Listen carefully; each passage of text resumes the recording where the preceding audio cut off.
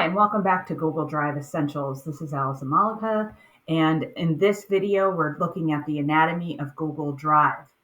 We're going to talk about all of the left-hand side options as you go through. By default, unless you change it, your landing page now is home. If you have gone to Drive and you've I don't know what I'm seeing, but it's different. We'll talk about that.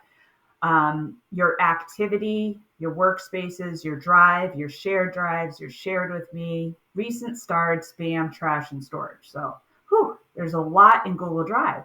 It used to be as simple as just Google Drive. So I'm going to open a new tab to go to Drive, and I'm going to click on Drive.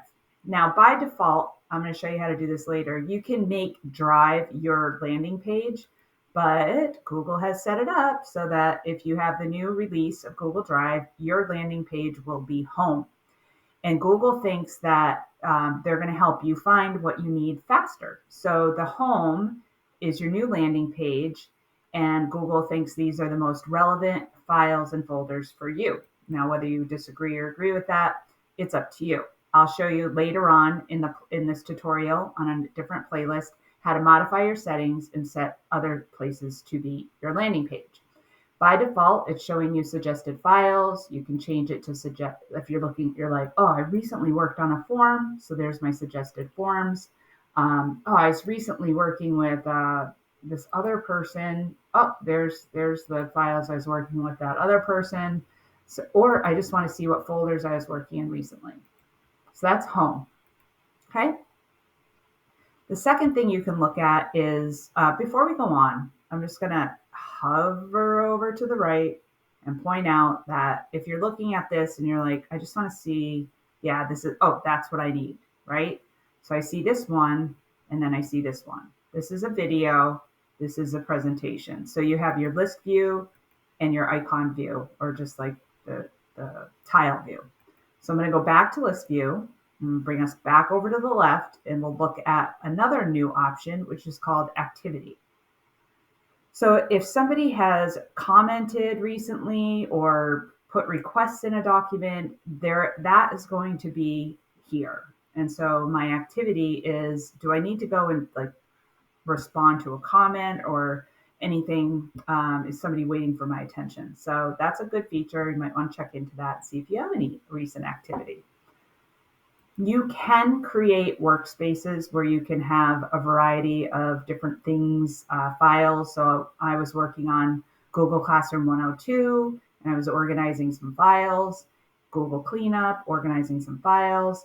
I prefer, and I showed you in our Google Chrome workshop, I prefer making my workspaces on my Chrome bookmarks bar so that I can just go and grab what I need and not even have to go into Drive. So that's what I do, but everyone's different. So if you want to try or you like creating workspaces here, you just click on Create Workspace. I'll show you when I view this workspace. I have 5 of 25 on my limit, and then I have the option to rename, hide it, or remove it. And I've got my documents here. And if in my workspace, I want to share a document or download it, or look at the activity on the document, I can go ahead and do that. But I'm just going to click on done and say, go ahead and create those workspaces. I really am not using them much, but you may find them to be a treasure trove of opportunity. The core of your purpose of being in Drive is My Drive. This is where we're going to talk about creating, uploading files and folders. And you can see here that I have my directory structure set up. Just a quick note, in my Drive here, these 2 folders with the arrows, they mean that they are shortcuts. They're actually folders that I've created somewhere else with a different account, and I shared with this account, and I went to shared with me, and then I created a shortcut of those folders, okay? So somewhere in my shared with me, I had this shared with me, and I wanted to move it to my Drive. So I click on Organize, and I go to add it to Drive, but I can't. So I click on Add a Shortcut, and then I can put a shortcut in my Drive, okay? So when I look at add shortcut, I'm looking here and there's my drive. If I didn't see drive there, I could ask for all locations, select my drive, and just simply add book trailer ideas to my drive. Then when I go to drive, I'm going to see a shortcut of that. So in drive, you can make shortcuts of folders and files and move them to your drive. So even though you can't organize shared with me, it's always going to just be a bunch of things. You can take a folder and you can create a shortcut and move it to your drive. Okay, so that's your shared with me. So we kind of jumped over there. All right. So let's go back to my drive. Any folder that has a person on it, a little peep that you see here, that means that that folder is shared with others, okay? And if you wanted to check the sharing options, you would just click over to the eye and you could see under details that you are the owner and that it's shared with people. And this little house here means that it's shared with anyone in the domain. So if you're like, oopsies, this should only be shared with people, not everyone.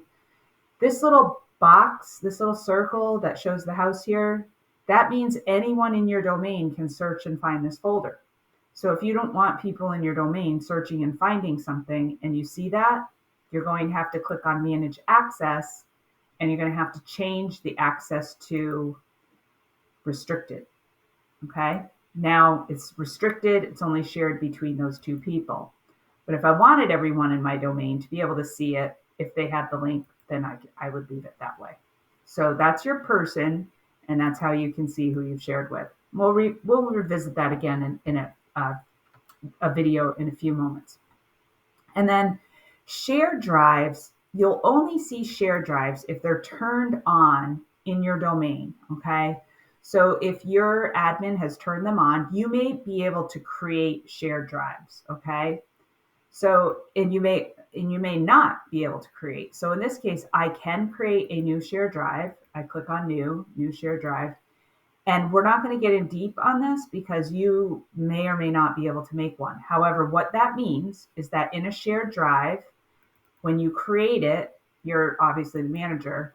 But when you click on manage members, you're going to see that you're a manager and then you can make other people managers. But manager is the highest level, okay? Manager means you can do everything with that drive. But you can add view only, commenters, contributors. And what's nice about this, let's say that you have your special education team and you're the admin, you're in charge, you're the holy grail of this team. You can add people, you know what you're doing. And you want your entire team to be able to add things to this shared drive. You want them to be able to edit and do things in the drive. You can make them all contributors. Once they put a file in, they can't take it out, okay? It stays in there. They can download it, but they can't take it out, which means it maintains that security and structure of your team folder. And they can edit, they can add, but you're the one that can make changes such as moving content out or deleting it. All right. So shared drives allows you to make a drive where if somebody leaves the organization, they don't end up taking files with them because they were the owner. Those files are in the team drive. If you'd like to talk more about team drives or you'd like me to help you set them up in your domain, and then train your staff on them, I would be happy to do that. Just email me at allison@edtrekkers.com. Okay, so now we're going to look at shared with me. This is everything that's shared with you. And so I'll just kind of like let you know that this goes on and on and on forever. So if things are shared with you, I wouldn't try to organize them. You can see this was shared with me in 2012. I don't care, right? All of these things have been shared with me over the years. I can worry about it or not. I choose not to. I recommend you ignore shared with me unless you need to go there to make a shortcut and put something in your drive. Otherwise, just let it be. Recent files are files that you've edited recently, okay, in chronological order, okay? So you can see here, these are all the files. And if I scroll down, it just goes on and on and on and on and on and on. And there's no changing, like sorting it. It's just chronological order. So that's recent. What have I recently edited in chronological order? And where is it? Okay, that's just another way to search for things. Starred are any files that you've actually starred. Next to all the folders in Google Drive, you have the ability to right click on it and then organize it and add it to starred. Okay. When you right click on it, you also can organize it to color code it as well. Okay. So that's what starred is, any folder that you have starred. You have the spam folder, and my spam folder is empty. If you did have somebody sharing with you that it was problematic and you wanted to block them, you would just right click and then remove or report or block, and then block or report it as spam. I have never had to do this. I don't know anyone who has, but that's where it is. Your trash is here. Anything that you've thrown in the trash is here, and you can restore anything from the trash by just clicking on the item you want to restore and selecting restore from trash. You can also permanently empty your trash here. So if you want to like make sure it's all gone, you just empty your trash and it goes. Any item you put in trash will be deleted forever after 30 days. So I know I went very quickly through all of this, but we're going to revisit each thing, and I'm going to give you some demos on how to do a variety of things that we just covered here and some new stuff as well. So go on to the next video to learn more Google Drive Essentials.